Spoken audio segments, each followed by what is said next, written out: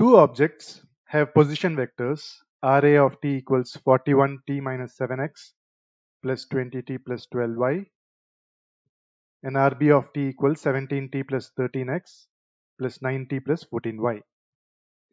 Will they ever meet? If not, what is the closest distance they will get to each other?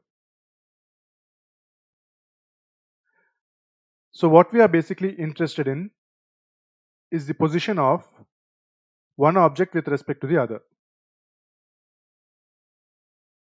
These position vectors are with respect to some origin, right? So this is RAO, the position of A with respect to O, and this is RBO.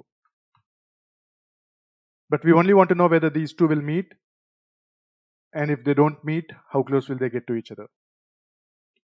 So it's enough for us to only bother about the position vector of one of these objects with respect to the other. Let's consider the position vector of A with respect to B, RAB. RAB is nothing but RAO plus ROB, that is RAO minus RBO.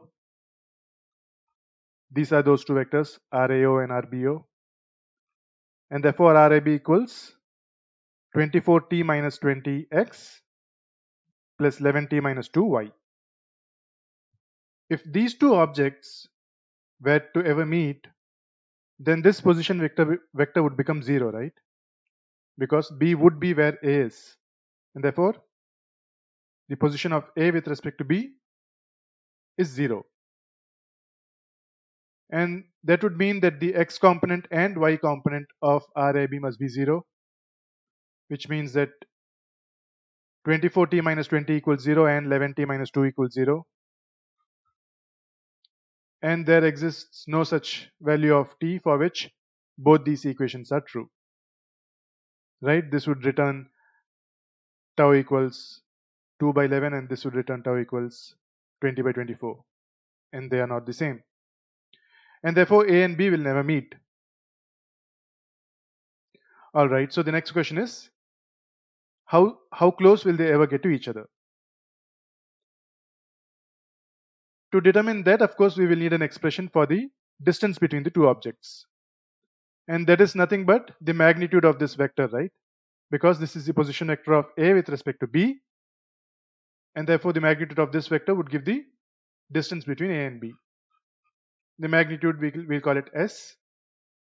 And that is nothing but this expression here. So we want to find out that value of t for which S is minimum. Let's plot S against t. What you will see is the value of S first reduces with increase in time, and then it increases with increase in time. You can see that the value of S is minimum when S stops decreasing and starts increasing. At some point between this region and this region, S is neither increasing nor decreasing, right? Which means that the rate of change of S with respect to t is 0. In other words, ds by dt equals 0. Right? So in order to find out the minimum value of a function, one of the methods is to equate the derivative of that function to 0. So here, by finding the derivative of this with respect to time and equating it to 0, we can find the value of t. But then you have a square root here and it's a little bit more complicated. So we can make it simpler by simply squaring both sides here. S square becomes 24t minus 20 whole square plus 11t minus 2 whole square. Now, when S is minimum, S square is also minimum, right? So you can use that fact and simplify the problem. So the value of S will be minimum when ds square by dt equals 0. And this is S square. You can find the derivative of this expression with respect to time. This is what you will get.